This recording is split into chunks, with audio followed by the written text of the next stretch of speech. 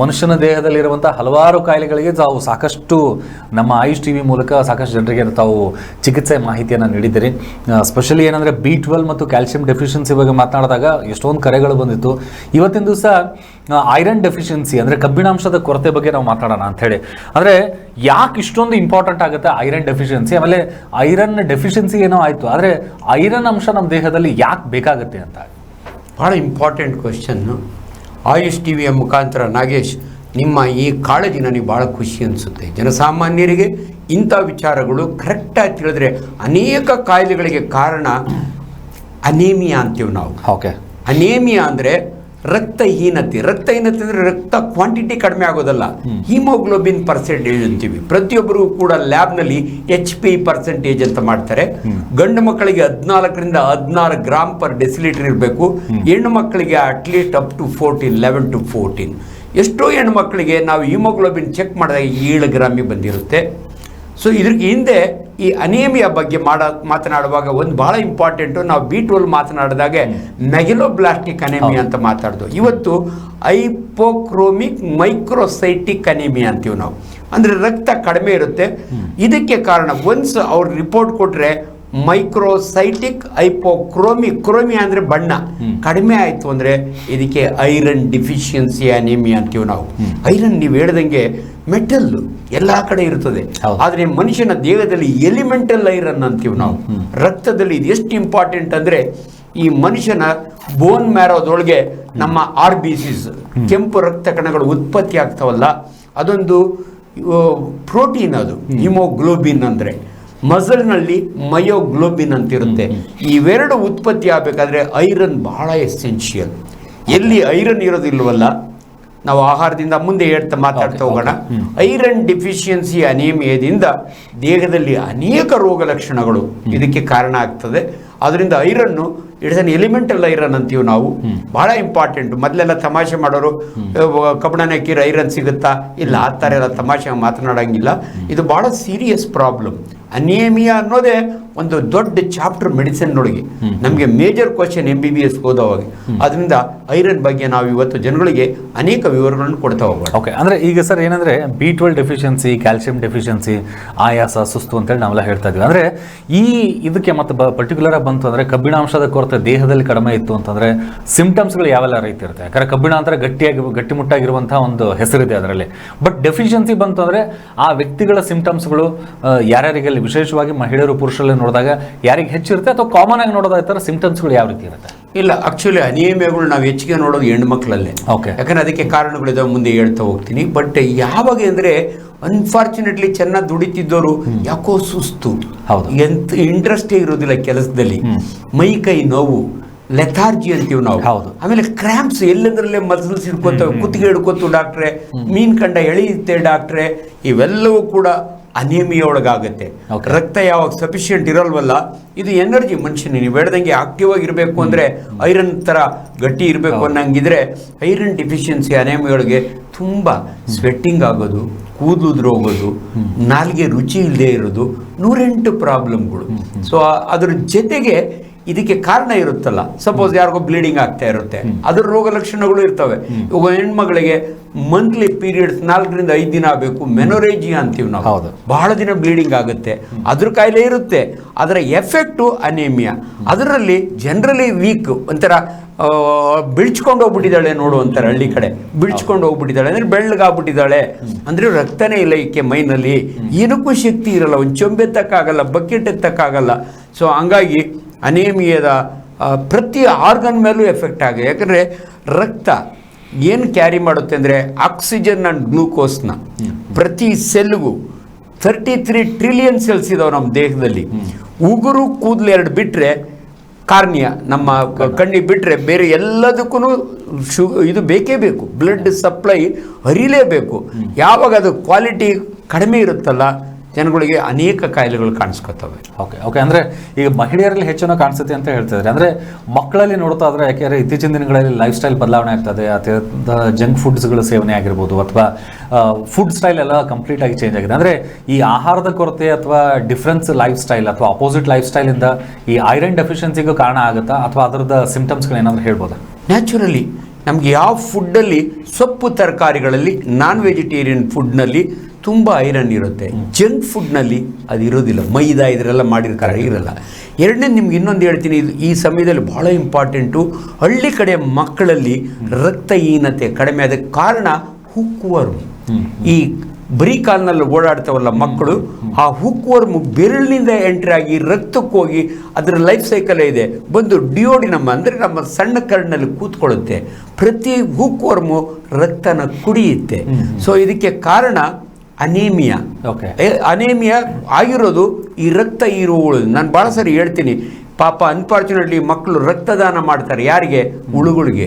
ನಾವು ರಕ್ತದಾನ ಅತ್ಯಂತ ಶ್ರೇಷ್ಠ ದಾನ ಅಂತ ಮಾತಾಡ್ತೀವಿ, ಆದರೆ ಹಳ್ಳಿ ರೈತರು ಇದಕ್ಕೆ ಕಾರಣ ನೋಡಿ. ನಾನು ಭಾಳ ಸರಿ ಹೇಳ್ತೀನಿ, ನಾವು ಚೈನಾಗೆಲ್ಲ ರೈತರನ್ನ ಕರ್ಕೊಂಡು ಹೋಗ್ತಾರೆ. ಚೈನಾದೊಳಗೆ ರೈತ ಗಂಬೂಟ್ ಹಾಕೊಂಡು ಹೊಲ ಉಳ್ತಾನೆ. ನಮ್ಮವರು ಹೊಲಕ್ಕೆ ಹೋದ ತಕ್ಷಣ ಇರೋ ಚಪ್ಪಲಿಯನ್ನು ಬಿಟ್ಬಿಟ್ಟು ಬರೀ ಕಾರ್ನಲ್ಲಿ ಹೊರಡುತ್ತಾರೆ. ಅಂಡ್ ಈ ಮೆನ್ಯೂರ್ ಪೇಟೆ ಗೊಬ್ಬರ ಅಂತ ಹಾಕ್ತಾರೆ, ಅದರೊಳಗೆ ಈ ಹ್ಯೂಮನ್ ಎಕ್ಸ್ಕ್ರೀಟ ಇರುತ್ತಲ್ಲ, ಅದರೊಳಗೆ ಇದರ ಮೊಟ್ಟೆ ಇರ್ತವೆ. ಹಳ್ಳಿ ಕಡೆ ಮಕ್ಕಳು ಅಷ್ಟೇ ಓಪನ್ ಏರ್ ಡಿಫಿಕೇಶನ್. ಈಚೀಚೆಗೆ ಮೋದಿ ಬಂದಮೇಲೆ ಅಟ್ಲೀಸ್ಟು ನಮಗೆ ಸ್ವಚ್ಛ ಇವು ಸಿಕ್ಕಿದ್ದಾವೆ. ಬಟ್ ಅದಕ್ಕೆ ಮೊದಲು ಎಲ್ಲಂದ್ರಲ್ಲೇ ಸಂಡಾಸ್ ಮಾಡೋರು, ಬರೀ ಕಾಲಿನಾಗ ಓಡಾಡೋರು, ಕಾಲಿನಿಂದ ಎಂಟ್ರ್ ಆಗುವಂಥ ಈ ಹುಕ್ವರ್ಮ್ನಿಂದ ತುಂಬ ಜನಕ್ಕೆ ಅನೇಮಿಯಾ ಅಂದರೆ iron deficiency because of that. And ತಿನ್ನೋ ಆಹಾರದ ಬಗ್ಗೆ ನೀವು ಕೇಳಿದರೆ, ಇವತ್ತಿನ ಮಕ್ಕಳು ಈ ಜಂಕ್ ಫುಡ್ ತಿನ್ನೋದ್ರಿಂದ ಅದರಲ್ಲಿ ಐರನ್ ಕಂಟೆಂಟ್ ಬಹಳ ಕಡಿಮೆ ಇರುತ್ತೆ. ಆದ್ದರಿಂದ ಇವೆಲ್ಲ ಕಾರಣಗಳು. ಅಂದರೆ ದೇಹದಲ್ಲಿ ಸಹಜವಾಗಿ ಎಷ್ಟು ಪರ್ಸೆಂಟೇಜ್ ಐರನ್ ಇದ್ರೆ ಒಳ್ಳೆಯದು ಅಂತ ತಾವು ಹೇಳ್ಬೋದು? ಇಲ್ಲ, ಎಕ್ಸಾಕ್ಟ್ಲಿ ಹಿಮೋಗ್ಲೋಬಿನ್ ಲೆವೆಲ್ನ ಹೇಳ್ತೀವಿ. ಐರನ್ ಡಿಫಿಷಿಯನ್ಸಿ ಒಳಗೆ ಮೋರ್ ದೆನ್ 5% ಇರಬೇಕು ಅಂತೀವಿ ನಾವು. ಎಕ್ಸಾಕ್ಟ್ ಫಿಗರ್ ನಾನು ಕೊಡ್ತಾ ಇಲ್ಲ. ಬಟ್ ಹಿಮೋಗ್ಲೋಬಿನ್ ಮಾತ್ರ 14 to 16 ಮೇಲ್ಸ್, ಫೀಮೇಲ್ಸ್ನ 11 to 14. ಸೊ ಅದು ಭಾಳ ಇಂಪಾರ್ಟೆಂಟು. ಈ ಐರನ್ನು ಸಫಿಷಿಯೆಂಟಾಗಿ ನಮಗೆ ಸಿಗೋದು ಆಹಾರದಲ್ಲಿ ಮತ್ತು ನಾವು ತಿನ್ನುವ ಆಹಾರದಲ್ಲಿ. ಆ್ಯಂಡ್ ಲೂಸಿಂಗ್ ಐರನ್ ಇವಾಗ ಎರಡು ಥರ ನಾವು ಯೋಚನೆ ಮಾಡಬೇಕು. ಒಂದು ಸಫಿಷಿಯೆಂಟಾಗಿ ತಗೊಳ್ತಿಲ್ಲ, ಇನ್ನೊಂದು unnecessarily we are losing haemoglobin. ಎಲ್ಲೇ ರಕ್ತಸ್ರಾವ ಆಗಲಿ, ಅದರ ಭಾಳ ಕಾಮನ್ ನಮ್ಮ ದೇಶದಲ್ಲಿ ಅಂದರೆ 30% ಆಫ್ ಹ್ಯೂಮನ್ ಪಾಪ್ಯುಲೇಷನ್ ಪೈಲ್ಸ್ನಿಂದ ಸಫರ್ ಆಗ್ತಾರೆ. ಪೈಲ್ಸ್ ಅಂದರೆ ಬ್ಲೀಡ್ ಆಗೋದು. ಸೊ ಬ್ಲಡ್ ಹೋಗ್ತಾನೆ ಇರ್ತದೆ. ಇವನು ಏನೇ ತಿಂದರೂ ಕೂಡ ಅದು ಲಾಸ್ ಆಗ್ತಾ ಇರುತ್ತೆ. ಎರಡನೇದು ವರ್ಮ್ ಇನ್ಫೆಸ್ಟೇಷನ್, ನಾನು ಆವಾಗಲೇ ಹೇಳಿದ್ದೀನಿ. ಸೊ ಇವೆಲ್ಲ ಕಾರಣಗಳಿಂದ ಅದಕ್ಕೆ ಯಾರಿಗೆ ಹಿಮೋಗ್ಲೋಬಿನ್ ಕಡಿಮೆ ಆದರೆ ಇವನು ತಿನ್ನೋ ಆಹಾರ ಸರಿ ಇದೆಯಾ ಇಲ್ವಾ, ಅಥವಾ ಲೂಸ್ ಆಗ್ತದೆ. ಅದರೊಳಗೆ ಹೆಣ್ಮಕ್ಳಲ್ಲಂತೂ ಮೆನೊರೇಜಿ ಅಂತೀವಿ ನಾವು. ತುಂಬ ಹೆಣ್ಮಕ್ಳಿಗೆ ಅನ್ಫಾರ್ಚುನೇಟ್ಲಿ ಬ್ಲೀಡಿಂಗ್ ಡಿಸಾರ್ಡರ್ಸ್ ಇರ್ತವೆ. ಅವ್ರು ಸರಿಯಾಗಿ ತೋರಿಸ್ಕೊಂಡು ಟ್ರೀಟ್ಮೆಂಟ್ ತೊಗೊಳ್ಳಿಲ್ಲ ಅಂದರೆ 15 ದಿನ 20 ದಿನ ಬ್ಲೀಡಿಂಗ್ ಆಗಿ ಅವ್ರು ಅನಿಮಿಗೆ ಹೋಗಿಬಿಡ್ತಾರೆ. ಸೊ ಇವೆಲ್ಲ ಭಾಳ ಇಂಪಾರ್ಟೆಂಟ್. ಓಕೆ, ಅಂದರೆ ಈಗ ಇದ್ರ ಜೊತೆಗೆ ಬರುವಂಥದ್ದು ಅಂದರೆ ಹಿಮೋಗ್ಲೋಬಿನ್ ಜೊತೆಗೆ ಈ ಡಯಾಬಿಟಿಕ್ ಪೇಷಂಟ್ಸ್ಗಳು ಅಂದರೆ ಕೊರತೆಗಳು, ಹಿಮೋಗ್ಲೋಬಿನ್ ಕೊರತೆಗಳಾಗಿರ್ಬೋದು ಅಥವಾ ಡಯಾಬಿಟಿಸ್ ಸಮಸ್ಯೆಗಳು ಹೆಚ್ಚಾಗೋದಾಗಿರಲಿ, ಅಂದರೆ ಹಿಮೋಗ್ಲೋಬಿನ್ ಕೊರತೆಯಿಂದ ಬಳಲ್ತಾ ಇರೋರು ಅಥವಾ ಡಯಾಬಿಟಿಕ್ ಪೇಷಂಟ್ಸ್ಗಳು ಯಾವ ರೀತಿ ಕನೆಕ್ಟ್ ಆಗುತ್ತೆ ಅಂತ ತಾವು ಹೇಳ್ಬೋದು? ಇದು ಭಾಳ ಇಂಪಾರ್ಟೆಂಟು. TB ಇರೋರಿಗೆ, ಡಯಾಬಿಟಿಸ್ ಇರೋರಿಗೆ, ಕ್ಯಾನ್ಸರ್ ಇರೋರಿಗೆ ಆಟೋಮ್ಯಾಟಿಕಲಿ ಬ್ಲಡ್ ಕಡಿಮೆ ಆಗುತ್ತೆ. ಯಾಕಂದರೆ ಬೋನ್ ಮ್ಯಾರೋ ಡಿಪ್ರೆಷನ್ ಅಂತೀವಿ ನಾವು. ಎಲ್ಲಿ ಉತ್ಪತ್ತಿ ಆಗುತ್ತಲ್ಲ ಆ ಮ್ಯಾರೋನೇ ಡಿಪ್ರೆಷನ್ ಆಗುತ್ತೆ. ಅದರಿಂದ ತುಂಬ ಡ್ರಗ್ಸು ಕೂಡ ಇವಾಗ ಕೀಮೊಥೆರಪಿ ತೊಗೊಳ್ತಿದ್ದಾರೆ, ಅವ್ರಿಗೆ ಬ್ಲಡ್ ಕಡಿಮೆ ಆಗುತ್ತೆ. ಕೆಲವು ಕಾಯಿಲೆಗಳಲ್ಲಿ ಇವಾಗ ಬ್ಲಡ್ ಕ್ಯಾನ್ಸರ್ ಇರ್ಬೋದು, ಬ್ಲೀಡಿಂಗ್ ಡಿಸಾರ್ಡರ್ಸ್ ಅಂತೀವಿ ನಾವು, ಅಲ್ಲಿಯೂ ಕೂಡ ಈ ಐರನ್ ಡಿಫಿಷಿಯನ್ಸಿ ಇರ್ಬೋದು ಅಥವಾ ಬೇರೆ ಕಾರಣದಿಂದ ಅವರಿಗೆ ಹಿಮೋಗ್ಲೋಬಿನ್ ಕಡಿಮೆ ಆಗುತ್ತೆ, ಐರನ್ ಕಡಿಮೆ ಆಗುತ್ತೆ. ಬಟ್ ಅವನ್ನೆಲ್ಲ ಕರೆಕ್ಟ್ ಮಾಡಬೇಕು ಅಂದರೆ ಮಾರ್ಗಗಳಿದ್ದಾವೆ. ಅದಕ್ಕೆ ನಾವು ಕಂಡುಹಿಡ್ಕೊಳ್ಳೋದು simplest test is haemoglobin percentage. ಆಮೇಲೆ ಸಮ್ಟೈಮ್ ಸ್ಮಿಯರ್ ಮಾಡ್ತೀವಿ, ಸಮ್ಟೈಮ್ ಬೋನ್ ಮ್ಯಾರೋ ಅನಾಲಿಸಿಸ್ ಮಾಡ್ತೀವಿ. ಅದನ್ನು ಬೋನ್ ಮ್ಯಾರೋ ಟೆಸ್ಟ್ ಮಾಡಿ ಜನಗಳು ಏನು ತೊಂದರೆ ಇದೆ ಅಂತ ಕಂಡುಹಿಡ್ಕೊಂಡೋದಕ್ಕೆ ತಕ್ಕಂಗೆ ನಾವು ಅಡ್ವೈಸ್ ಮಾಡ್ತೀವಿ. ಅಂದರೆ ಈ ಸ್ಪೆಷಲಿ ಈಗೇನಂದರೆ ಈ 3 ಕ್ಯಾಟಗರಿಯಲ್ಲಿ ಇರೋವಂಥವ್ರು, ಒಂದು ಡಯಾಬಿಟಿಕ್ ಪೇಷಂಟ್ಸ್ಗಳಾಗಿರ್ಬೋದು, ತಾವು ಹೇಳಿರುವಂಥ ಪೈಲ್ಸ್ ಪೇಷಂಟ್ಸ್ಗಳಾಗಿರ್ಬೋದು, ಈ ಡೆಫಿಷಿಯನ್ಸಿಯನ್ನು ಸರಿ ಮಾಡ್ಕೋಬೇಕು ಅಂತಂದರೆ ಅವರು ಯಾವ ರೀತಿ ತಮ್ಮ ಸಿಂಪ್ಟಮ್ಸ್ಗಳಲ್ಲಿ ಕಂಡು ಹಿಡ್ಕೋಬೋದು ಅಂತ ತಾವು ಹೇಳ್ಬೋದು, especially for diabetic patients? Very simple. ಅವ್ರಿಗೆ ಈ ಶುಗರ್ ಲೆವೆಲ್ ಜೊತೆಗೆ ನಾವು ಯಾವತ್ತೂ ಕೂಡ ಒಂದು ಹಿಮೋಗ್ಲೋಬಿನ್ ಎಷ್ಟಿದೆ ಅಂತ ನೋಡ್ತೀವಿ. ಯಾಕಂದರೆ ಡಯಾಬಿಟಿಸ್ನೊಳಗೆ ಇಟ್ಸ್ ಎ ಮೆಟಬಾಲಿಕ್ ಡಿಸಾರ್ಡರ್. ಹಂಗಿರುವಾಗ ರಕ್ತ ಉತ್ಪತ್ತಿನೂ ಕೂಡ ಕಡಿಮೆ ಇರ್ತದೆ. ಆ್ಯಂಡ್ ಅವರ ಆಹಾರ ಪದ್ಧತಿಯಲ್ಲೂ ಅಷ್ಟೇ, ಅವ್ರು ಸರಿಯಾಗಿ ಫಾಲೋ ಮಾಡಲಿಲ್ಲ ಅಂದರೆ ರಕ್ತ ಹೆಚ್ಚಿಗೆ ಉತ್ಪತ್ತಿ ಆಗಲ್ಲ. ಸೊ ನಾವು ಕಂಡುಹಿಡ್ಕೊಳ್ಳೋದು ಭಾಳ, ಡಯಾಬಿಟಿಸ್ನ ಜನರಲಿ ಸುಸ್ತಿರುತ್ತೆ, ವೀಕ್ನೆಸ್ಸು, ಹೈಪೋಗ್ಲೈಸಿಮೆ ಅಂತೀವಿ. ಅದ್ರ ಜೊತೆಗೆ ನಾವು ಒಂದು ಹಿಮೋಗ್ಲೋಬಿನ್ ಟೆಸ್ಟ್ ಮಾಡಿದ್ರೆ, ಸಿಂಪಲ್ ಟೆಸ್ಟ್, ಅದಕ್ಕೇ ಮಾಡಿದಾಗ ಕಡಿಮೆ ಆಗುತ್ತೆ. ಆ್ಯಂಡ್ ಭಾಳ ಸಾರಿ ಅವ್ರಿಗೇನಾದರೂ ಅಸೋಸಿಯೇಟೆಡ್ ಕಾಯಿಲೆ ಇದೆಯಾ, ಬ್ಲೀಡಿಂಗ್ ಫ್ರಮ್ ಏನಸ್ ಇದೆಯಾ, ಅಥವಾ ಯಾವಲ್ಲಾದ್ರೂ ಮೂಗ್ನಾಗ ರಕ್ತ ಬರುತ್ತಾ, ಅಥವಾ ಕೆಲವು ಸಮಯ ರಕ್ತ ವಾಂತಿ ಮಾಡ್ತಾರೆ, ಎಮೆಟಮಿಸಿಸ್ ಅಂತೀವಿ ನಾವು. ಕೆಲವು ಸಮಯ ಕೆಮ್ಮದ ರಕ್ತ ಬರುತ್ತೆ, ಹಿಮಾಪ್ಟಿ, ಯಾವುದೇ ಬ್ಲೀಡಿಂಗ್ ಡಿಸಾರ್ಡರ್ ಇದ್ದರೆ ಇದು ಐರನ್ ಹಿಮೋಗ್ಲೋಬಿನ್ ಕಡಿಮೆ ಆಗುತ್ತೆ ಅಂತ ನಾವು ಅಸೆಸ್ ಮಾಡಿ ಅದಕ್ಕೆ ತಕ್ಕಂಗೆ ಟೆಸ್ಟ್ ಮಾಡಿ. ಭಾಳ ಸಾರಿ ಏನಂದರೆ ಐರನ್ ಡಿಫಿಷಿಯನ್ಸ್ನ ಕರೆಕ್ಟ್ ಮಾಡೋದು ನಮಗೆ ಅಷ್ಟು ಕಷ್ಟ ಅಲ್ಲ. ಯಾಕಂದರೆ ಇವತ್ತು ಐರನ್ ಟ್ಯಾಬ್ಲೆಟ್ ಸಿಗ್ತವೆ, ಐರನ್ ಇನ್ಫ್ಯೂಷನ್ ಸಿಗುತ್ತೆ, ಐರನ್ ಟಾನಿಕ್ ಸಿಗುತ್ತೆ, ಅನೇಕ ಮೆಥಡ್ಸ್ ಇದಾವೆ ನಾವು ಐರನ್ ಕರೆಕ್ಟ್ ಮಾಡಿ. ಅದ್ರ ಬಗ್ಗೆ ಟ್ರೀಟ್ಮೆಂಟ್ ಬಗ್ಗೆ ಜೊತೆಗೆ ಫೆಸಿಲಿಟಿ ಬಗ್ಗೆ ಮಾತಾಡೋಣ. ಹಾಗೆ ಒಂದಿಷ್ಟು ಕರೆಗಳಿದೆ, ತಾವು ಕೂಡ ಮಾತಾಡ್ಬೋದು. ತಮ್ಮಲ್ಲಿರುವಂತಹ ಐರನ್ ಡೆಫಿಷಿಯನ್ಸಿ ಬಗ್ಗೆ ಅಥವಾ ಬೇರೆ ಇನ್ನಿತರ ಯಾವುದೇ ಕಾಯಿಲೆ ಕುರಿತಾದಂತಹ ಸಮಸ್ಯೆಗಳಿತ್ತು ಅಂದರೆ ಮಾತಾಡ್ಬೋದು. ನಮಸ್ಕಾರ, ತಮ್ಮ ಹೆಸರು? ಹಾಂ ಹೇಳಮ್ಮ, ಏನು ಪ್ರಶ್ನೆ ಕೇಳಿ. ಸರ್, ನಮ್ಮ ಮಗನಿಗೆ 7 ವರ್ಷದಲ್ಲಿ ಫಿಟ್ಸ್ ಬಂದಿತ್ತು ಸರ್. ಫಿಟ್ಸ್ ಅಮ್ಮ, ಫಿಟ್ಸ್ ಬಂದಿತ್ತಾ? ಹಾ, ಫಿಟ್ಸ್ ಬಂದಿತ್ತು. ಹಾ, ಅವನು ಸ್ವಲ್ಪ ವೀಕ್ ಆಗಿದ್ದ. ಅದು ಫಿಟ್ಸ್, ಅದು ಜ್ವರ ಜಾಸ್ತಿ ಆದ್ರೆ ತಲೆಗೆ ಎತ್ಬಿಡೋದು, ಹಾ, ತಲೆಗೆ ಫಿಟ್ಸ್ ಬಂದ್ಬಿಡೋದು. ಹಾ, ಆಮೇಲೆ ಆಮೇಲೆ ಆಮೇಲೆ ಮತ್ತೆ ಮತ್ತೆ ಸೆಂಟ್ರಿಗೆ ಜಾಸ್ತಿ ಹಂಗೆ ಆಗ್ಬಿಡೋದು. ಹಂಗೆ ಆಗ್ಬಿಡೋದು. ಆಮೇಲೆ ಆಮೇಲೆ ವಿಚಾರ ಕರ್ಕೊಂಡು ಹೋಗಿದ್ವಿ. ಡಾಕ್ಟ್ರ್ ಹೇಳಿದ್ರು ಇದು ಮಕ್ಳಿಗೆಲ್ಲ ಕಾಮನ್ ಇದು ಜ್ವರ ಮಾತ್ರ ಬರುತ್ತೆ ಅಂತ ಹೇಳಿದ್ರು. ಇವಾಗ ಪರವಾಗಿಲ್ಲ, ಇವಾಗ ಸ್ವಲ್ಪ ಕಮ್ಮಿ ಹೋಗಿಲ್ಲ. ಮೊನ್ನೆ ತುಂಬಾ ಒಳ್ಳೇದಾಯ್ತಮ್ಮ, ಒಳ್ಳೇದು. ನಿಮ್ದೆಲ್ಲ ಡೀಟೇಲ್ಸ್ ನನಗೆ ಗೊತ್ತಾಗ್ತಾ ಇದೆ. ನೋಡಿ, ಮಕ್ಕಳಲ್ಲಿ ಫೆಬ್ರೈಲ್ ಕನ್ವಲ್ಷನ್ ಅಂತೀವಿ. ಅದಕ್ಕೆ ಮಕ್ಕಳ ಟೆಂಪರೇಚರ್ ಮೋರ್ ದೆನ್ 104 ಡಿಗ್ರಿ ಹೋದ್ರೆ ಅವ್ರಿಗೆ ಫಿಟ್ಸ್ ಬರುತ್ತೆ. ಫಿಟ್ಸ್ ಅಂದರೆ ಗ್ರಾಂಡ್ ಮಾಲ್ ಎಪಿಲೆಪ್ಸಿ ಅಂತೀವಿ ನಾವು. ಬಹಳ ಸಾರಿ ಕಾರಣ ಗೊತ್ತಿರಲ್ಲ. ಕೆಲವು ಸಮಯ ಹಿಂದೆ ಯಾವಳ ತಲೆಗೆ ಏಟು ಬಿದ್ದಾಗೆ ಒಳಗಡೆ ಕ್ಲಾಟ್ ಗೀಟ್ ಆಗಿದ್ರೆ, ಅಥವಾ ಅಪರೂಪಕ್ಕೆ ಕೆಲವರಿಗೆ ಬ್ರೈನ್ TB ಟ್ಯೂಮರು, ಅಥವಾ ನಾವು ಸಿಸ್ಟಿಸರ್ಕೋಸಿಸ್ ಅಂತೀವಿ. ಪೋರ್ಕ್ ಮಟನ್ನ ತಿನ್ನೋರಿಗೆ ಸರಿಯಾಗಿ ಬೇಯಿಸಿ ತಿನ್ನಲಿಲ್ಲ ಅಂದರೆ ಬ್ರೈನ್ನಾಗುತ್ತೆ. ಇದು ಒತ್ತೋದ್ರಿಂದ ಫಿಟ್ಸ್ ಬರುತ್ತೆ. ಇವ್ರು ಹೇಳ್ತಿರೋದು ಕರ್ಕೊಂಡೋದು ಮಕ್ಕಳಿಗೆ ಕಾಮನ ಬರುತ್ತೆ. ಇದು ನಿಜ, ಪೀಡಿಯಾಟ್ರಿಷಿಯನ್ಸ್ ಹೇಳ್ತಾರೆ ನಿಮ್ಮ ಮಗುಗೆ ಅದಕ್ಕೆ ಪ್ರತಿ ಮಕ್ಕಳಿರೋ ಮನೆಯಲ್ಲಿ ಕ್ರೋಸಿನ್ ಇರಬೇಕು. ಅಥವಾ ಮಗುಗೆ ಜ್ವರ ಬಂದಾಗ ಫಸ್ಟ್ ಬಟ್ಟೆ ಎಲ್ಲ ತೆಗೆದು ತ್ಯಾವದ ಬಟ್ಟೆ ಮಾಡಿ ಕ್ಲೀನಾಗಿ ಒರೆಸಿದ್ರೆ ಫಿಟ್ಸ್ ಬರೋದಿಲ್ಲ. ಬಟ್ ನಾನು ಹೇಳೋದು, ಯಾವುದೇ ಒಂದು ರೀಸನ್ಗೆ ಈ ರೀತಿ ಮಕ್ಕಳನ್ನ ಸುಮ್ಮನೆ ಆ ಡಾಕ್ಟ್ರ್ ಹೇಳಿದರು, ಆಂಜನಪ್ಪ ಹೇಳಿದರು, ಫ್ಯಾಮಿಲಿ, ದಯವಿಟ್ಟು ಒಂದು ನ್ಯೂರೋಫಿಷಿಯನ್, ನಾನು ಭಾಳ ಸಾರಿ ನಿಮ್ಯಾನ್ಸ್ಗೆ ಹೋಗಿ ಅಂತ ಹೇಳ್ತೀನಿ. ಯಾಕಂದರೆ ಒಂದು ಡಯಾಗ್ನೋಸ್ ಆಗುತ್ತೆ ಕರೆಕ್ಟಾಗಿ. ಅಟ್ಲೀಸ್ಟ್ ಮಿನಿಮಮ್ ಒಂದು CT, ಒಂದು EEG ಎಲೆಕ್ಟ್ರೋ ಎನ್ಸೆಫಲೋಗ್ರಾಮ್ ಅಂತ ಮಾಡ್ತಾರೆ. ಇದನ್ನು ಮಾಡಿಸೋದು ಒಳ್ಳೆಯದು. ಆ್ಯಂಡ್ ಕೆಲವರು 6 ರಿಂದ 8 ವರ್ಷದವರೆಗೂ ಗಾರ್ಡಿನಾಲ್ ಇವೆಲ್ಲ ಕೊಡ್ತಾರೆ ಈ ಮಕ್ಕಳಿಗೆ. ತುಂಬ ಜನ ಒಂದು ವರ್ಷ ಆದಮೇಲೆ ನನ್ನ ಮಗು ಚೆನ್ನಾಗಿದೆ, ಈ ಮಾತ್ರೆಗಳನ್ನ ಯಾಕೆ ಕೊಡಬೇಕು, ಅದು ಸೈಡ್ ಎಫೆಕ್ಟ್ ಇರುತ್ತೆ ಅಂತ ಮಾತ್ರೆ ನಿಲ್ಲಿಸ್ತಾರೆ. ದಯವಿಟ್ಟು ನನ್ನ ಕಳಕಳಿಯ ಮನವಿ, ಡಾಕ್ಟ್ರ್ ಹೇಳ್ದಂಗೆ ಕೇಳಿ, ನೀವು ಡಿಸಿಷನ್ ತೊಗೋಬೇಡಿ. ಯಾವುದೇ ಫಿಟ್ಸ್ ಮಾತ್ರೆಗಳನ್ನ ಅವ್ರು ಹೇಳ್ದಷ್ಟು ದಿನ ಕರೆಕ್ಟಾಗಿ ತೊಗೊಳ್ಳಿ ಅಂತ ಅಡ್ವೈಸ್. ಇಲ್ಲದ್ರೆ ತುಂಬ ಜನ ನಮ್ಮಲ್ಲಿ ಉಷ್ಣ ಆಗೋಯ್ತು, ಅದು ಮೆಮೊರಿ ಪವರ್ ಕಡಿಮೆ ಆಗ್ಬಿಡುತ್ತಂತೆ, ಅವ್ರು ಡಾಕ್ಟ್ರ್ ಹೇಳಿರಲ್ಲ, ಪಕ್ಕದ ಮನೆಯವರು ಹೇಳಿರ್ತಾರೆ. ಸೊ ದಯವಿಟ್ಟು ಇವ್ರ ಮಾತನ್ನು ಕೇಳಬೇಡಿ. ನೀವು ಡಾಕ್ಟ್ರ್ ಹೇಳ್ದಂಗೆ ಫಿಟ್ಸ್ ಮಾತ್ರೆಗಳನ್ನ ಕರೆಕ್ಟ್ ತಗೋಬೇಕು ಅಂತ. ಓಕೆ, ಥ್ಯಾಂಕ್ ಯು ಕರೆ ಮಾಡೋದಕ್ಕೆ. ಹಾಗೆ ನೆಕ್ಸ್ಟ್ ಕಾಲ್. ನಮಸ್ಕಾರ. ಯಾಕೋ ಅನ್ನ ನೀರು ಸಪ್ಪೆ ಸಪ್ಪೆ ಅನ್ಸುತ್ತೆ. ಸಪ್ಪೆ ಅನ್ನ ನೀರು ಸಪ್ಪೆ, ಏನೇ ಆಹಾರ ತಗೊಂಡ್ರು ಮೈ ಎತ್ತಲ್ಲ. ಓಕೆ, ಅಲ್ಲ ಎಷ್ಟು ವಯಸ್ಸು ನಿಮ್ಗೆ ಅನ್ಸುತ್ತಾ ನಿಮ್ಗೆ? ಸರ್, ಆಹಾರ ತಿನ್ಬೇಕಾದ್ರೆ ಉಪ್ಪು ಖಾರ ಇದ್ರು ಸಹಿತ ತಮ್ಮ ಸಪ್ಪೆ ಅನ್ಸುತ್ತಾ ನಾಲ್ಗೆ ರುಚಿಗೆ? ಏನು ಟೇಸ್ಟ್ ಗೊತ್ತಾಗಲ್ಲ. ಟೇಸ್ಟ್ ಖಾರ ಜಾಸ್ತಿ ಅದೊಂದು ಕಂಡು ಬರುತ್ತೆ. ಓಕೆ, ರುಚಿ ಅನ್ನೋದು ಇರಲ್ಲ. ಎಷ್ಟು ವಯಸ್ಸು ನಿಮ್ಗೆ? ವಯಸ್ಸು 38. ನೋಡಿ ಸರ್, ಇವ್ರಿಗೂ ಕ್ಲಾರಿಫಿಕೇಶನ್ ಕೊಟ್ಬಿಡ್ತೀನಿ. ಬಹಳ ಜನ ನಾನು ತಿಂದಿದ್ದು ಮೈ ಹಿಡಿಲಿಲ್ಲ ಅಂತಾರೆ. ದಯವಿಟ್ಟು ಈ ಪದವನ್ನು ಹೆಚ್ಚಿಗೆ ಬಳಸಬೇಡಿ. ನೀವು ತಿಂದ ಆಹಾರ ಅದು ಜೀರ್ಣ ಆಗಲೇಬೇಕು. ಅಂಡ್ ತುಂಬ ಜನ ತಿಂದ ತಕ್ಷಣ ನಮ್ಮ ಮಗು ಹಂಗೆ ಲೆಟ್ರಿನ್ಗೆ ಹೋಗ್ಬಿಡುತ್ತೆ, ಡಾಕ್ಟ್ರೇ ಮೈಗೆ ಹಿಡಿಲಿಲ್ಲ.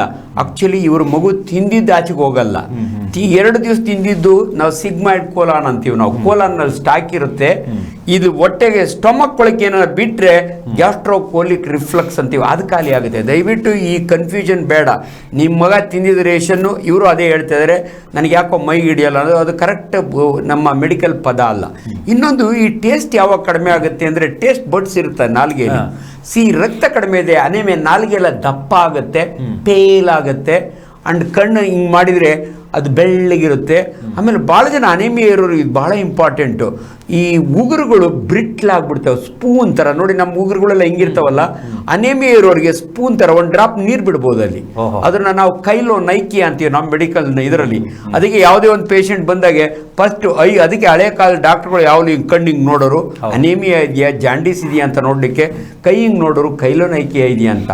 ಆಮೇಲೆ ಇನ್ನೊಂದು ಈ ಟೇಸ್ಟ್ ಬಗ್ಗೆ ಹೇಳಿದ್ರಲ್ಲ, ಅನೇಕರು ಹೆಣ್ಣು ಮಕ್ಕಳು ಹಳ್ಳಿ ಕಡೆ ಸುದ್ದೆ ಮಣ್ಣು ತಿಂತಾರೆ, ಚಾಕ್ಲೇಟ್ ಚಾಕ್ ಪೀಸ್ ತಿಂತಾರೆ. ಇದು ಕೂಡ ಒಂದು ಅನೇಮಿಯಾದ ಲಕ್ಷಣ. ಇದನ್ನ ಒಂದು ಪರ್ಟಿಕ್ಯುಲರ್ ಪದ ಇದೆ, ಆಮೇಲೆ ಹೇಳ್ತೀನಿ ನಾನು. ಈ ಪೈಕ ಅಂತಾರೆ ಇದನ್ನ. ಪೈಕ ಅಂತ ಅಂದ್ರೆ ಬಯಕೆ ಅಂತ. ಮಣ್ಣು ತಿನ್ನೋದು, ಸುದ್ದೆ ಮಣ್ಣು ತಿನ್ನೋದು, ಇಂಥವ್ರಿಗೆ ಯಾಕೋ ಅವ್ರ ಟೇಸ್ಟ್ ಇಲ್ಲ ಅಂತ ಅಂಥವ್ರಿಗೆ ನಾವು ಫಸ್ಟ್ ಮಾಡೋದು ಎರಡೇ. ಒಂದು ಹಿಮೋಗ್ಲೋಬಿನ್ ಕಡಿಮೆ ಆಗಿದೆಯಾ, ಡಿವರ್ಮ್ ಮಾಡ್ತೀವಿ. ಹೊಟ್ಟೆಯಲ್ಲಿ ಹುಳ ಇದ್ರೂ ಕೂಡ ಮಕ್ಕಳು ಇದನ್ನು ತಿಂತವೆ. ದಯವಿಟ್ಟು ನಿಮ್ಮಲ್ಲಿ ಯಾರಾದರೂ ಪರ್ಟಿಕ್ಯುಲರ್ಲಿ ಹೆಣ್ಮಕ್ಳು ಕದ್ದು ತಿಂತಾರೆ, ಅಕ್ಕಿ ತಿನ್ನೋದು. ಸೊ ಹಳ್ಳಿಗಳ ಕಡೆ ಯಾಕೆ ಅಕ್ಕಿ ತಿಂತಾಳೆ ಅಂದರೆ ಪ್ರಾಬ್ಲಿ ಒಳಗೆ ಅನೇಮಿಯಾ ಇರುತ್ತೆ. ಸೊ ಇವೆಲ್ಲ ಪೈಕ ಅಂತೀವಿ ನಾವು. ದಯವಿಟ್ಟು ನಿಮ್ಮ ಮಕ್ಕಳು ಸುದ್ದೆ ಮಣ್ಣು ತಿಂದರೆ, ನಿಮ್ಮ ಮನೆ ಹೆಣ್ಮಕ್ಳು ಕದ್ದೇನಾದರೂ ಇಂಥವು ತಿಂತಾ ಇದ್ರೆ ಅವ್ರ ಬ್ಲಡ್ ಟೆಸ್ಟ್ ಮಾಡಿಸೋದು ಒಳ್ಳೆಯದು. ಸೊ ಇವ್ರ ಟೇಸ್ಟಿಗೆ ಮೋಸ್ಟ್ಲಿ ಅದೊಂದು ಕಾರಣ ಇರುತ್ತೆ, ಲಾಸ್ ಆಫ್ ಟೇಸ್ಟ್. ಓಕೆ ಮಾತಾಡೋಣ. ಹಾಗೆ ನೆಕ್ಸ್ಟ್ ಕಾಲ್ ಇದೆ. ನಮಸ್ಕಾರ, ಹೇಳಿ ತಮ್ಮ ಹೆಸರು, ಯಾವರಿಂದ? ಓಕೆ, ಸ್ವಲ್ಪ ಗಟ್ಟಿ ಜೋರಾಗಿ ಮಾತಾಡಿ, ಹೇಳಿ ಪ್ರಶ್ನೆ ಕೇಳಿ. ಏನು? ಹಾಂ ಸರ್ ನಮಸ್ತೆ ಸರ್. ಹೇಳಿಮ್ಮ. ಸರ್ ನಮ್ಮ ತಂದೆಗೆ ಶುಗರ್ ಇದೆ ಸರ್, ಎಷ್ಟು ಅಂದ್ರೆ 250 ಇದೆ after meals sir. 250 to 220 to 250 ಇದೆ. ಬಟ್ ರೆಗ್ಯುಲರ್ ಆಗಿ ಟ್ಯಾಬ್ಲೆಟ್ಸ್ ತಗೋಬಾರ್ದು ಅಂತ ಡಾಕ್ಟರ್ ಸಜೆಷನ್ಸ್ ಇದೆ, ಯಾಕೆಂದ್ರೆ ಅದು ಅಡಿಕ್ಷನ್ ಅನ್ನೋ ತರ. ಯಾರು ಹೇಳಿದ್ರಮ್ಮ ಅದನ್ನ? ಡಾಕ್ಟರ್ ಹೇಳಿದ್ರಾ? ಸರ್ ಅಂದ್ರೆ ಬೇರೆ ಅಂದ್ರೆ ಅಮ್ಮ, ಅವರು ಅನ್ಕ್ವಾಲಿಫೈಡ್ ಡಾಕ್ಟರ್ ಇರ್ತಾರೆ, ಅಂಥವ್ರನ್ನ ನಾವು ಕ್ವಾಕ್ಸ್ ಅಂತೀವಿ. ದಯವಿಟ್ಟು ಅಂತ ಮಾತೆಲ್ಲ ಕೇಳಬೇಡಿ. ಶುಗರ್ ಕಾಯಿಲೆ ಯಾರು ಅಡಿಕ್ಷನ್ ಆಗಲ್ಲ. ಶುಗರ್ ಮಾತ್ರೆಗಳಿಂದ ಅಡಿಕ್ಷನ್ ಆಗಲ್ಲ. ಶುಗರ್ ಮಾತ್ರೆಗಳಿಂದ ಕಿಡ್ನಿ ಮೇಲೆ ಸೈಡ್ ಎಫೆಕ್ಟ್ ಇರಲ್ಲ. ಜನ ತಪ್ಪು ತಿಳ್ಕೊಳ್ತಾರೆ. ಶುಗರ್ ಈಸ್ ಏನೋ ಇನ್ಕ್ಯೂರಬಲ್ ಡಿಸಾರ್ಡರ್ ಅಂತೀವಿ ನಾವು. ದಯವಿಟ್ಟು ಶುಗರ್ ಲೆವೆಲ್ಲು ಊಟ ಆದಮೇಲೆ 160 250 ಅಲ್ಲ. ಮಾತ್ರೆ ನಮಗೆ ಫಸ್ಟ್ 3 ಸಕ್ಕರೆ ಕಾಯಿಲೆಯಲ್ಲಿ, ಇವತ್ತು ಟಾಪಿಕ್ ಅಲ್ಲ ಆದರೂ ಹೇಳ್ತೀನಿ. ಫಸ್ಟ್ ಡಯೆಟ್ಟು, ಆಮೇಲೆ ಎಕ್ಸರ್ಸೈಸು, 3ನೇ ಡ್ರಗ್ಸು. ನೀವು ಸ್ಟ್ರಿಕ್ಟಾಗಿ ಡಯೆಟ್ಟು ಎಕ್ಸರ್ಸೈಸ್ ಮಾಡಿ ಕಂಟ್ರೋಲ್ನ ಬಂದರೆ ಓಕೆ. 3 ತಿಂಗಳಿಗೆ ಒಂದ್ಸರಿ ನೀವು HbA1c ಮಾಡಿಸ್ಬೇಕು. 6.5 ಒಳಗೆ ಇದ್ದರೆ ನೀವು ಮಾತ್ರೆ ಬೇಕಾಗಲ್ಲ, ಇಲ್ದಿರೆ ಮಾತ್ರೆಗಳು ಬೇಕಮ್ಮ. ದಯವಿಟ್ಟು ಶುಗರ್ ಮಾತ್ರೆಗಳಿಗೆ ತಪ್ಪು ಮಾಹಿತಿ ಸಿಗುತ್ತೆ ನಿಮಗೆ, ದಯವಿಟ್ಟು ತೊಗೊಳಕ್ಕೆ ಹೇಳಿ. ಓಕೆ, ಹಾಗೆ ನೆಕ್ಸ್ಟ್ ಕಾಲ್. ನಮಸ್ಕಾರ.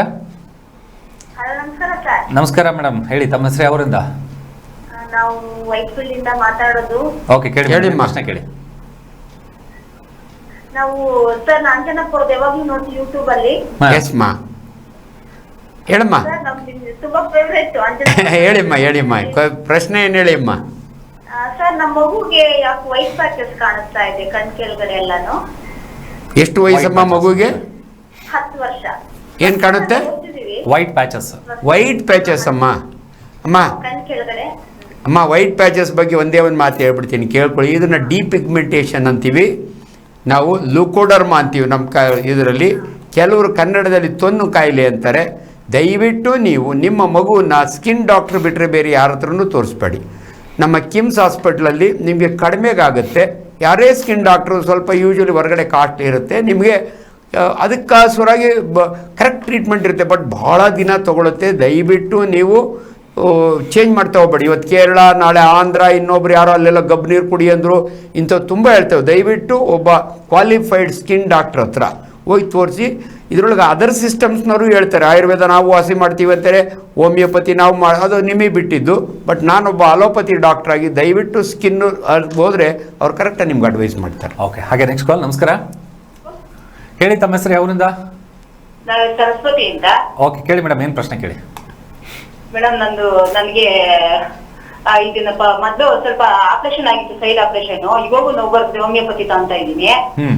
ಏನು ಆಪರೇಷನ್ ಆಗಿತ್ತಮ್ಮ?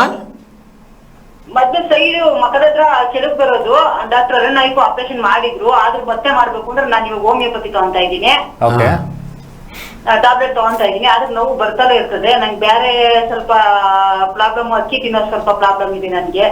ಆ ಅಕ್ಕಿ ತಿನ್ನೋದು ಪ್ರಾಬ್ಲಮ್ ಇದೆ, ಸ್ವಲ್ಪ ಮೋಷನ್ ಕರೆಕ್ಟ್ ಆಗಿ ಆಗಲ್ಲ. ಅಮ್ಮ ಎಷ್ಟಮ್ಮ ವಯಸ್ಸು ನಿಮಗೆ?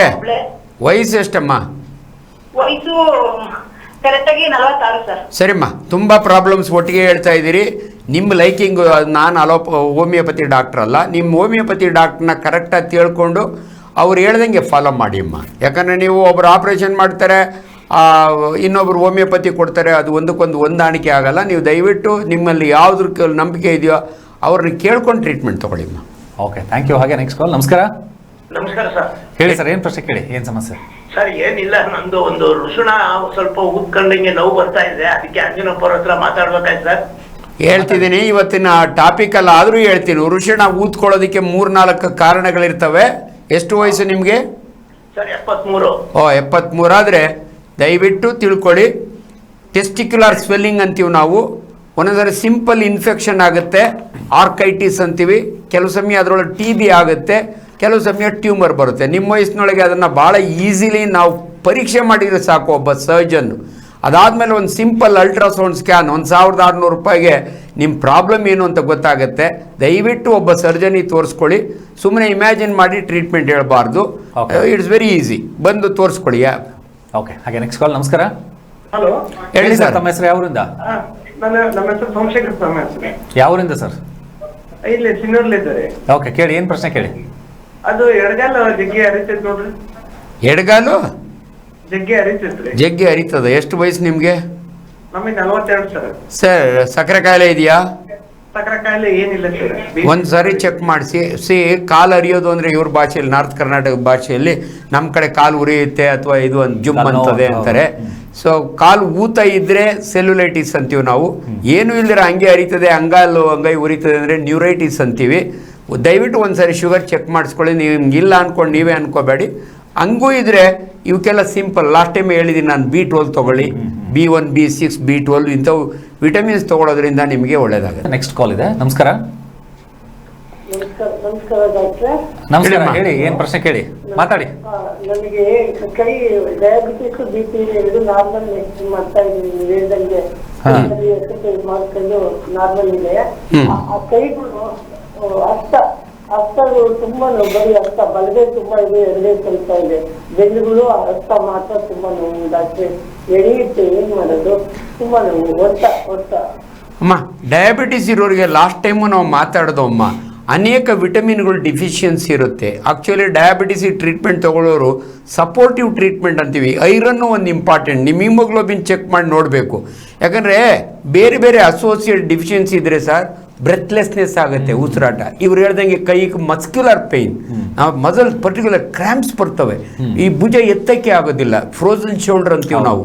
ಇವೆಲ್ಲ ಬರ್ತದೆ. ಹಾರ್ಟ್ ಬೀಟು ಹೆಚ್ಚು ಕಮ್ಮಿ ಆಗುತ್ತೆ. ಸೊ ಇವೆಲ್ಲ ಅಸೋಸಿಯೇಟೆಡ್ ಪ್ರಾಬ್ಲಮ್. ದಯವಿಟ್ಟು ನಿಮ್ಮ ಸಕ್ಕರೆ ಕಾಯಿಲೆ ಕಂಟ್ರೋಲ್ನಾಗಿರೋದು ತುಂಬ ಒಳ್ಳೆಯದು.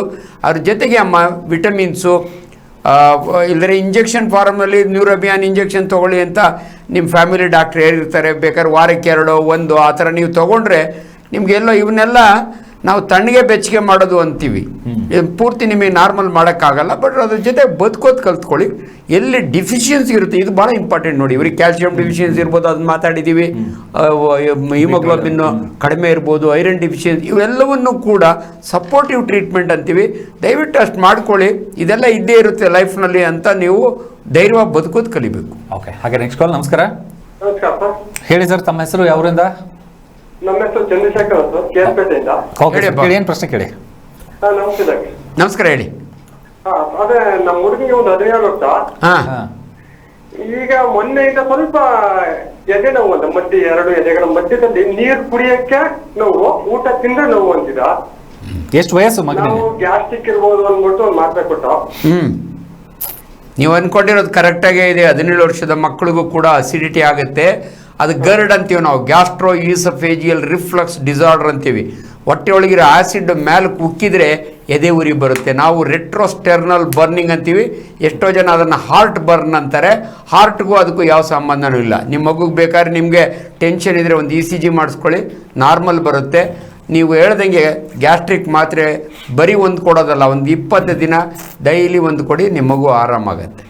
ಓಕೆ, ಥ್ಯಾಂಕ್ ಯು ಕರೆ ಮಾಡೋದಕ್ಕೆ. ಇನ್ನು ಗ್ಯಾಸ್ಟ್ರಿಕ್ ರಿಲೇಟೆಡ್ ಏನಾದರೂ ಪ್ರಶ್ನೆಗಳಿತ್ತು ಅಂದರೆ ನೀವು ಡೈರೆಕ್ಟಾಗಿ ಆಂಜನಪ್ಪ ಸರ್ನೇ ಒಂದ್ಸರಿ ಹೋಗಿ ಮೀಟ್ ಮಾಡ್ಬೋದು, ಟ್ರೀಟ್ಮೆಂಟ್ಗಳ ಬಗ್ಗೆ ಹೇಳ್ತಾರೆ. ಹಾಗೆ ನೆಕ್ಸ್ಟ್ ಕಾಲ್ ಇದೆ. ನಮಸ್ಕಾರ. ನಮಸ್ತೆ ಸರ್, ಜೋರ ಮಾತಾಡಿ, ಹೇಳಿ, ಪ್ರಶ್ನೆ ಕೇಳಿ. ಸರ್ ಅದೇ ನನ್ಗೆ ಇವಾಗ 35 ವರ್ಷ BP ಶುಗರ್ ಬಂದೈತೆ ಸರ್. ಮಾತ್ರೆ ತಾಂತ ಇದೀವಿ, ಏನೋ ಡೈಲಿ ಮಾತ್ರೆ ತಂದ್ರೆ ಸೈಡ್ ಎಫೆಕ್ಟ್ ಇರುತ್ತೆ ಅಂತ ಅವ್ರೆ. ಇಲ್ಲಮ್ಮ, ಜನಗಳ ಮಾತು ಕೇಳಬೇಡಿ, ದಯವಿಟ್ಟು ವೈದ್ಯರ ಮಾತು ಕೇಳಿ. ಈ ಮಾತ್ರೆಗಳಿಗೆ ಸೈಡ್ ಎಫೆಕ್ಟ್ ಇರಲ್ಲಮ್ಮ. ತುಂಬ ಜನ ದಿನ ತಗೋಬೇಕಲ್ಲ ಡಾಕ್ಟ್ರೆ, ದಿನ ತಿಂಡಿ ತಿನ್ನಲ್ವಾ ನೀವು, ದಿನ ಊಟ ಮಾಡಲ್ವಾ? ಅದೇ ರೀತಿ ಆಮೇಲೆ ಜನ ಎಲ್ಲ ಅಯ್ಯೋ ಹೊಟ್ಟೆ ತುಂಬ ಬರೀ ಮಾತ್ರೆನೇ ತಿಂತಿ ಹಿಂಗೆಲ್ಲ ಮಾತಾಡ್ತಾರೆ. ದಯವಿಟ್ಟು ಜನಗಳು ಹಿಂಗೆ ಮಾತಾಡೋದನ್ನ ನಿಲ್ಲಿಸ್ಬೇಕು. ಏನು ನಮ್ಮ ಅಮ್ಮ ಬರೀ ಮಾತ್ರೆ ನುಂಗ್ತಾಳೆ, ಅವೆಲ್ಲ ತನ್ನದೇ ಆದ ಕೆಲಸ ಇರುತ್ತೆ ನೋಡಮ್ಮ. ಅಲೋಪತಿ ಸಿಸ್ಟಮ್ನಲ್ಲಿ ತುಂಬ ಜನ ಸೈಡ್ ಎಫೆಕ್ಟ್ ಅದು ನನಗೆ ಗೊತ್ತಿರುತ್ತೆ, ಕೊಡೋ ಡಾಕ್ಟ್ರಿಗೆ ಗೊತ್ತಿರುತ್ತೆ. ದಯವಿಟ್ಟು ನೀವು ಬೇರೆಯವ್ರ ಮಾತು ಕೇಳ್ತೀರಾ. ನಮ್ಮ ದೇಶದಲ್ಲಿ ಎಲ್ಲರೂ ಡಾಕ್ಟ್ರುಗಳ ಥರನೇ ಸೂಪರ್ ಡಾಕ್ಟ್ರ್ ಥರ ಮಾತಾಡ್ತಾರೆ, ಅವ್ರ ಮಾತು ಕೇಳಬೇಡಿ. BP ಮಾತ್ರೆ ನಿಲ್ಲಿಸಬೇಡಿ, ಶುಗರ್ ಮಾತ್ರೆ. ಸರ್ ಇದುವರೆಗೂ ನೆನಪಿದೆ ನನಗೆ, 36 ವರ್ಷದ ಒಬ್ಬ ಹುಡುಗ ನನ್ನ ಹತ್ರ ಬರ್ತಾನೆ, BP 240 120. ನಾನು ಸರ್ಜನ್ನು, ನಮ್ಮ ಫಿಸಿಷಿಯನ್ ಕರೆಸಿ ಅವನಿಗೆ ಟ್ರೀಟ್ಮೆಂಟ್ ಕೊಟ್ಟು 3 ತಿಂಗಳಾದ್ಮೇಲೆ ಬರ್ತಾನೆ, ಕಂಟ್ರೋಲ್ನಲ್ಲಿದೆ, ಹಿಂಗೆ ಕಂಟಿನ್ಯೂ ಮಾಡು ಅಂತ ಹೇಳಿ ಕಳಿಸ್ತೀನಿ. 3 ತಿಂಗಳಿಗೆ ಬರ್ತಾನೆ, ಅವನು ಕಿಡ್ನಿ ಫೇಲ್ಯೂರ್ಗೆ ಹೋಗಿದ್ದಾನೆ. ಯಾಕೆ ಅಂತ ಕೇಳಿದರೆ ಅವ್ನು ಮಾತ್ರೆ ನಿಲ್ಲಿಸ್ಬಿಟ್ನಂತೆ. ಅದು ಯಾರೋ ಬಳೆ ಹಾಕೋ, ಆ ಬಳೆ ಹಾಕ್ಕೊಂಡ್ರೆ BP ಕಂಟ್ರೋಲಿಗೆ ಬರುತ್ತೆ ಅಂತ ಯಾರೋ ಮಾತು ಕೇಳಿ ಪಾಪ ಪೂರ್ ಫೇಲೋ ಮಾತ್ರೆ ನಿಲ್ಲಿಸಿ ಅವನು ರೀನಲ್ ಫೇಲ್ಯೂರ್ಗೆ ಹೋದ. ದಯವಿಟ್ಟು ಇದನ್ನು ನೆನಪಿಡಿ, ಅವರು ಇವ್ರ ಮಾತು ಕೇಳಬೇಡಿ, ಕ್ವಾಲಿಫೈಡ್ ಡಾಕ್ಟರ್ ಮಾತು ಕೇಳ್ಬಿಟ್ಟು ಅವ್ರು ಹೇಳ್ದಂಗೆ ಮಾಡಿ. ಓಕೆ, ಹಾಗೆ ನೆಕ್ಸ್ಟ್ ಕಾಲ್. ನಮಸ್ಕಾರ. ಹಲೋ, ನಮಸ್ಕಾರ ಸರ್. ಹೇಳಿ, ತಮ್ಮ ಹೆಸರು? ಮಾತಾಡಿ, ಹೇಳಿ. ಹೇಳಿಮ್ಮ.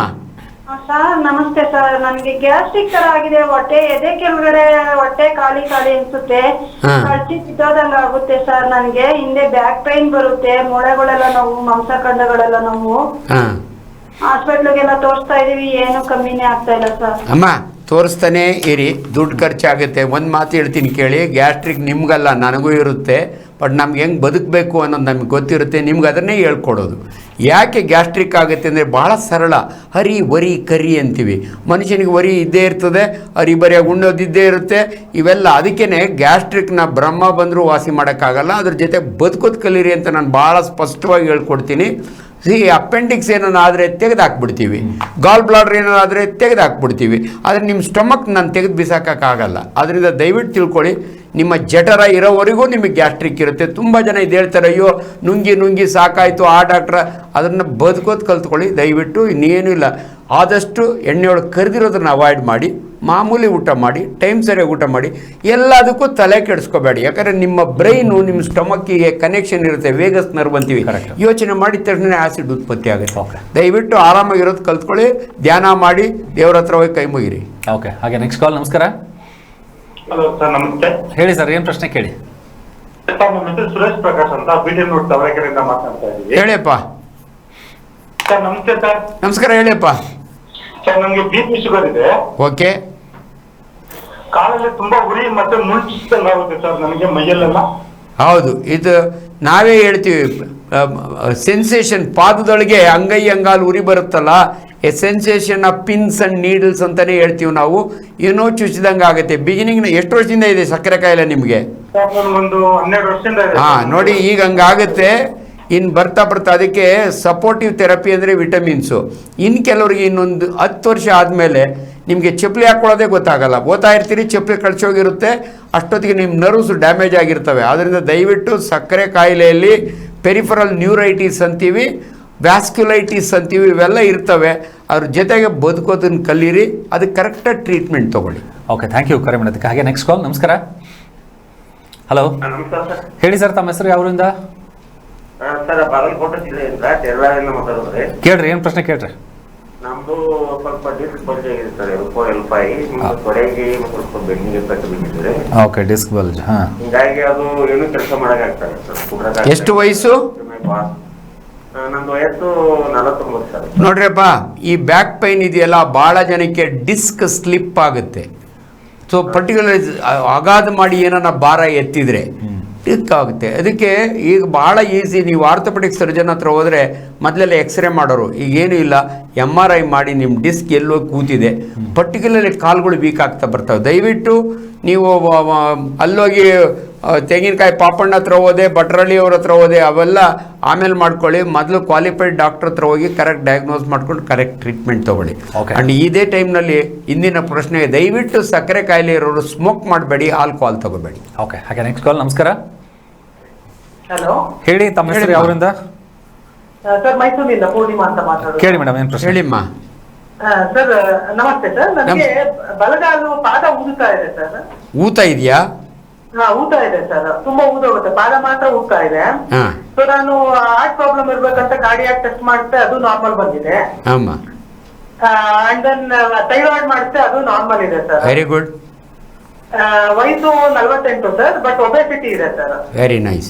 ಒಂದು ಪಾದ ಮಾತ್ರ ಊದ್ತಾ ಇದೆ ಸರ್. ಅಮ್ಮ, ಲೋಕಲ್ ಪ್ರಾಬ್ಲಮ್ ಅಂತೀವಿ ನೋಡಿ.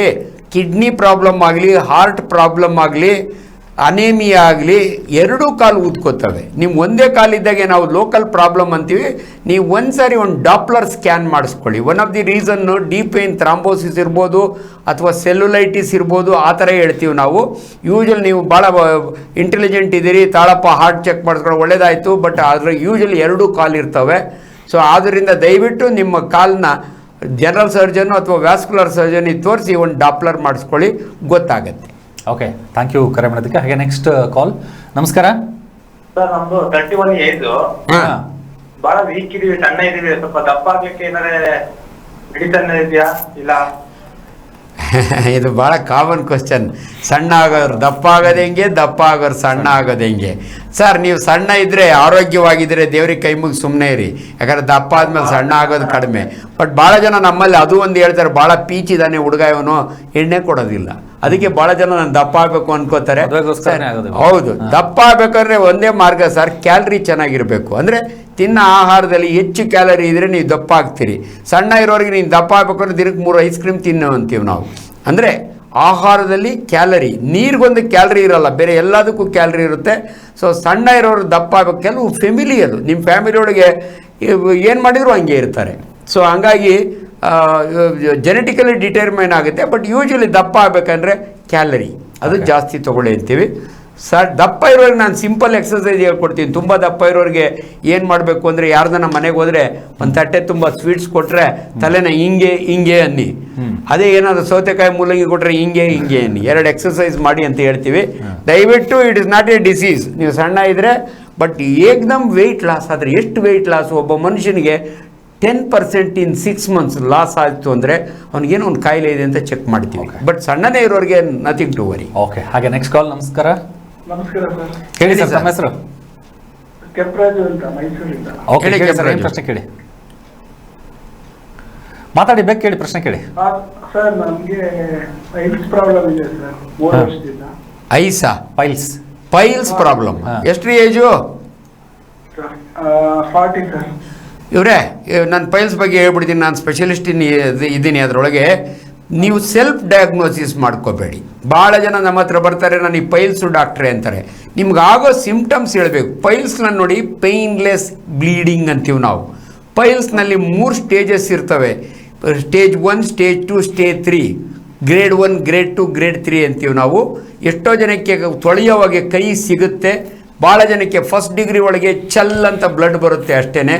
ಇನ್ನೊಂದು ಕಂಡೀಷನ್ ಇದೆ, ಅಲ್ಲೂ ಕೂಡ ಒಂದು ಮೊಳಕೆ ಕೈ ಸಿಗುತ್ತೆ, ಆದರೆ ನೀವು ಮೋಷನ್ ಮಾಡೋವಾಗೆಲ್ಲ ಬಗ ಬಗ ಅಂತ ಉರಿಯುತ್ತೆ. ಇದನ್ನು ಫಿಶರ್ ಕಾಯಿಲೆ ಅಂತೀವಿ ನಾವು. ಕೆಲವರಿಗೆ ಪೆರಿಯೇನಲ್ ಆಬ್ಸೆಸ್ ಆಗಿ ಹೊಡ್ಕೊಂಡ್ರೆ ಅಲ್ಲೊಂದು ಹೋಲ್ ಆಗುತ್ತೆ, ಅದನ್ನು ಫಿಸ್ಚುಲಾ ಅಂತೀವಿ. ದಯವಿಟ್ಟು ನಿಮ್ಮ ಬಾಟಮ್ನ ನಾವು ಸರ್ಜನ್ಸು ಭಾಳ ಈಸಿಯಾಗಿ ಎಕ್ಸಾಮ್ ಮಾಡ್ತೀವಿ. ನಿಮಗೆ ತುಂಬ ದುಡ್ಡು ಖರ್ಚು ಬರೋದಿಲ್ಲ. ಒಂದು ಗ್ಲೌಸ್ ಹಾಕ್ಕೊಂಡು ಒಂದು ನಾವು ಡಿಜಿಟಲ್ ಎಕ್ಸಾಮಿನೇಷನ್ ಅಂತೀವಿ. PR, per rectal examination, or digital rectal exam, DRE ಅಂತೀವಿ. ದಯವಿಟ್ಟು ನೀವೇ ಡಯಾಗ್ನೋಸ್ ಮಾಡ್ಕೋಬೇಡಿ. ನಿಮ್ಮ ಫ್ಯಾಮಿಲಿ ಡಾಕ್ಟ್ರಿಗೂ ಪಾಪ ಅವ್ರಿಗೆ ಗೊತ್ತಾಗೋದಿಲ್ಲ. ಒಬ್ಬ ಸರ್ಜನ್ ಹತ್ರ ಹೋದರೆ ಅದಕ್ಕೆ ಒಂದು ಸ್ಪೆಷಲ್ ಮೆಥಡ್ ಇದೆ, ನಿಮ್ಮನ್ನು ಹೆಂಗೆ ಎಕ್ಸಾಮ್ ಮಾಡಬೇಕು ಅಂತ ಅವ್ರ ಅಡ್ವೈಸ್ ತೊಗೊಳ್ಳಿ. ಆ್ಯಂಡ್ ಪೈಲ್ಸ್ ಇದ್ದರೆ ಇವತ್ತು ಮ್ಯಾಜಿಕ್ ನೋಡಿ, ಕನ್ನಡದಲ್ಲಿ ಒಂದು ಮಾತಿದೆ, ಮಂತ್ರ ಹಾಕಿದರೆ ಮಾವಿನಕಾಯಿ ಉದುರಲ್ಲ ಅಂತ. ಪೈಲ್ಸ್ಗೆ surgery is the final answer. Okay, ಹಾಗೆ ನೆಕ್ಸ್ಟ್ ಕಾಲ್. ನಮಸ್ಕಾರ, ನಮಸ್ತೆ. ಹೇಳಿ, ಸ್ವಲ್ಪ ಜೋರ ಮಾತಾಡಿ, ಪ್ರಶ್ನೆ ಕೇಳಿ. ನಮಸ್ತೆ ಸರ್, ನನ್ನ ಹೆಸರು ಸೌಮ್ಯ ಅಂತ. 54 years. ಓಕೆ, ನಿಮ್ಗೆ ಪ್ರತಿ ಎಲ್ಲ ಯೂಟ್ಯೂಬ್ ಅಲ್ಲಿ ಬರೋ ಎಲ್ಲಾನು ನೋಡ್ತೀವಿ ಮತ್ತೆ ಬಳಸ್ತೀವಿ ಸರ್. ಸತ್ಯ ತುಂಬಾ ತರಕಾರಿ ತಿನ್ನಿ ಅಂತ ಹೇಳ್ತೀರಾ, ಅದನ್ನ Nice ನಾವು ಮಾ. ಮಾಡ್ತೀವಿ. ಹೇಳಿಮ್ಮ. ಆಮೇಲೆ ನನ್ಗೆ ಏನ್ ಪ್ರಾಬ್ಲಮ್ ಅಂದ್ರೆ 54 ಇಯರ್ಸ್ BP ಇದೆ. ಒಂದು ಅದೇ ಮೆನೋಪಾಸ್ ಟೈಮ್ BP ಸ್ಟಾರ್ಟ್ ಆಯ್ತು. Okay. ಟ್ಯಾಬ್ಲೆಟ್ಸ್ ಕೊಡ್ತಾ ಇದ್ದಾರೆ. ಟೆಲ್ಮಿಸ್ಟಾರ್ಟನ್ ಅಂತ 40 mg ಓಕೆ. ತಗೋತಾ ಇದ್ದೀನಿ. ತಲೆ ತುಂಬಾ ಹಿಂಸೆ ಆಗುತ್ತೆ. ತೋರಿಸ್ಬೇಕಲ್ಲಿ ಫಿಸಿಷಿಯನ್ ಇಂದ ತೋರಿಸಿದ್ರೆ ENT ತೋರಿಸಿ ಇದ್ರು. ಸರಿ ENT ತೋರಿಸಿ ಏನೋ ಟೆಸ್ಟ್ ಎಲ್ಲ ಮಾಡಿದ್ರು, ಏನು ಗೊತ್ತಾಗ್ತಾ ಇಲ್ಲ. ವಿಟಮಿನ್ ಟ್ಯಾಬ್ಲೆಟ್ಸ್ ಕೊಟ್ಟು ಅಷ್ಟೇ. ಸರಿಮ್ಮ, ಸರಿಮ್ಮ. ತುಂಬಾ ಹಿಂಸೆ. ಆಕ್ಚುಲಿ ನಾವು ಡಿಸ್ಕಸ್ ಮಾಡುವಾಗ ಇದೊಂದು ಪಾಯಿಂಟ್ ನಾನು ಬಿಟ್ಟೆ. ತುಂಬ ಜನಕ್ಕೆ ಮೈಗ್ರೈನ್ ಹೆಡೇಕ್ ಅಂತಾರೆ. ಹೌದು. ಅದಕ್ಕೆ one of the cos anaemia. Iron deficiency ಒಳಗೆ ಅನ್ಎಕ್ಸ್ಪ್ಲೈನ್ಡ್ ಹೆಡೇಕ್ ಅದೊಂದು. ಆಮೇಲೆ ತುಂಬ ಜನ ನನಗೆ ಯಾಕೋ ಕೂದಲು ಈ ನಡುವೆ ಒರಟೊಟ್ಟಾಗಿದ್ದಾವೆ, ಕೂದಲು ಜಾಸ್ತಿ ಉದುರದ one of the reason is iron deficiency. ನೋಡಿ ಐರನ್ ಎಷ್ಟು ಇಂಪಾರ್ಟೆಂಟ್ ಅನ್ನೋದಕ್ಕೆ ಅವ್ರು ಹೇಳೋದು ಕರೆಕ್ಟ್. ತುಂಬ ಜನಕ್ಕೆ ಹೆಡೇಕ್ ಇರುತ್ತಮ್ಮ, ನಿಮ್ಮೊಬ್ಬರಿಗೆ ಅಲ್ಲ.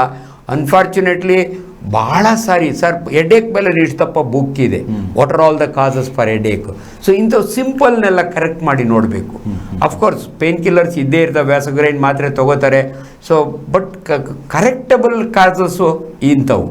ಐರನ್ ಡೆಫಿಷಿಯನ್ ಅವ್ರು ಹಿಮೋಗ್ಲೋಬಿನ್ ಟೆಸ್ಟ್ ಮಾಡಿ ನೋಡಬೇಕು, ಕಡಿಮೆ ಇತ್ತು ಅಂದರೆ ಅದನ್ನು ಕರೆಕ್ಟ್ ಮಾಡಿದರೆ. ಅದರ್ವೈಸ್ ತಲೆನೋವಿನ ಜೊತೆ ಬದುಕೋದು ಕಲಿಬೇಕು. ನಮಗೆ ಏನಂದರೆ ಲಕ್ಷಕ್ಕೊಬ್ಬರಿಗೊಂದು ಬ್ರೈನ್ ಟ್ಯೂಮರ್ ಇರ್ಬೋದು. ಎಲ್ರಿಗೂ MRI ಮಾಡಿಸಿ ಎಡ್ದು ಅಂತ ಏನು ಹೇಳಕ್ಕೆ ಹೋಗೋದಿಲ್ಲ. ಐ ಚೆಕ್ ಮಾಡಿಸ್ಬೇಕು. ಪ್ರತಿಯೊಬ್ಬರು ತಲೆನೋವಿರೋರು ನಿಮ್ಮ ಕಣ್ಣನ್ನು ಪರೀಕ್ಷೆ ಮಾಡಿಸ್ಕೊಳ್ಳಿ. ಆಪ್ತಾಲ್ಮಾಲಜಿಸ್ಟ್ ಹತ್ರ, ಕನ್ನಡಕದ ಅಂಗಡಿ ಒಳಗೆ ಹೋಗಿ ಮಾಡಿಸೋದಲ್ಲ, ಒಬ್ಬ ಕಣ್ಣಿನ ಡಾಕ್ಟರ್ ಹತ್ರ ಚೆಕ್ ಮಾಡಿಸ್ಕೊಳ್ಳಿ. ಅದು ವೆರಿ ವೆರಿ ಇಂಪಾರ್ಟೆಂಟ್. ಓಕೆ, ಹಾಗೆ ನೆಕ್ಸ್ಟ್ ಕಾಲ್. ನಮಸ್ಕಾರ. ಸರ್ ನಮಸ್ಕಾರ. ಹೇಳಿ ಸರ್, ತಮ್ಮ ಹೆಸರು ಯಾವರಿಂದ? ಸರ್ ನಮ್ಮ ಟಿನಸ್ಪುರ. ಓಕೆ, ಕೇಳಿ, ಏನು ಪ್ರಶ್ನೆ? ಸರ್ ಸ್ಪ್ಲೀನು ದಪ್ಪ ಇದೆ ಸರ್, ಅದು ಸ್ಪ್ಲೀನ್ ದೊಡ್ಡದಾಗಿದೆಯಾ? ಸರ್ ಸ್ಪ್ಲೀನ್ ದೊಡ್ಡದಾಗಲಿಕ್ಕೆ ಅನೇಕ ಕಾರಣಗಳಿದ್ದಾವೆ. ಅದರ ಒಂದು ಅನೇಮಿಯಾ ಕೂಡ.